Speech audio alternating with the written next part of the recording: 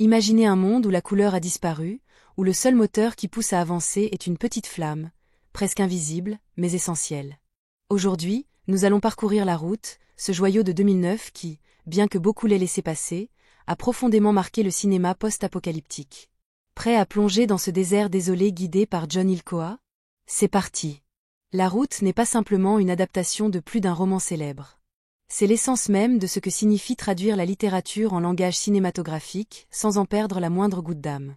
John Ilcoa, le réalisateur, accomplit un exploit, resté absolument fidèle au style de Cormac McCarthy. Comment y est-il parvenu? En conservant ce ton minimaliste, presque biblique, propre au roman. Chaque plan du film fonctionne comme une phrase dense, chargée de poids, d'émotion et de sens. Pas d'ornementation inutile. Pas de mélodrame. Juste la brutalité d'un monde en ruine. La structure est également très particulière. Ilcoa reprend la forme épisodique du roman et la traduit en séquences courtes et intenses, où l'image et le silence en disent bien plus que les dialogues.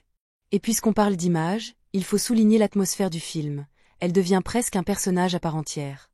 Des tons de gris, de marron, de noir, une palette délavée qui transmet le froid, la faim et le désespoir. Saviez-vous que de nombreuses scènes ont été tournées dans des lieux réels, comme des forêts brûlées ou des villes en ruine? Aucun décor en carton-pâte ici. Ce réalisme brut est saisissant. De plus, l'utilisation de la lumière naturelle vous fait littéralement ressentir le froid qui pénètre sous la peau. Mais La Route ne parle pas seulement de survie.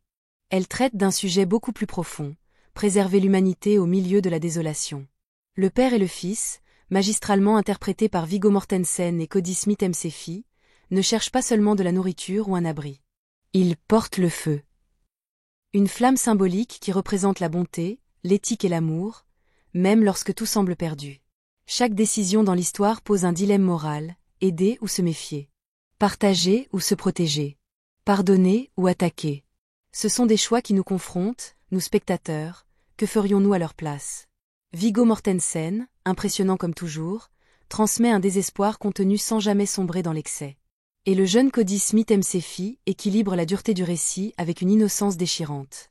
Ensemble, ils créent une alchimie qui est le véritable moteur émotionnel du film. La musique mérite aussi d'être saluée. Nick Cave et Warren Ellis ne remplissent pas les espaces de mélodies grandioses. Au contraire, ils utilisent des silences, des textures sonores et quelques notes précises pour accompagner la douleur, l'espoir et la peur des personnages. On entend presque l'écho du vide dans chaque mesure. Malgré toute sa puissance, La Route n'a pas été un succès au box-office. Mais elle a conquis la critique et les festivals de cinéma, consolidant John Ilcoa comme un réalisateur au regard unique, capable de traiter des thèmes extrêmes avec une sensibilité profondément littéraire. Et son héritage?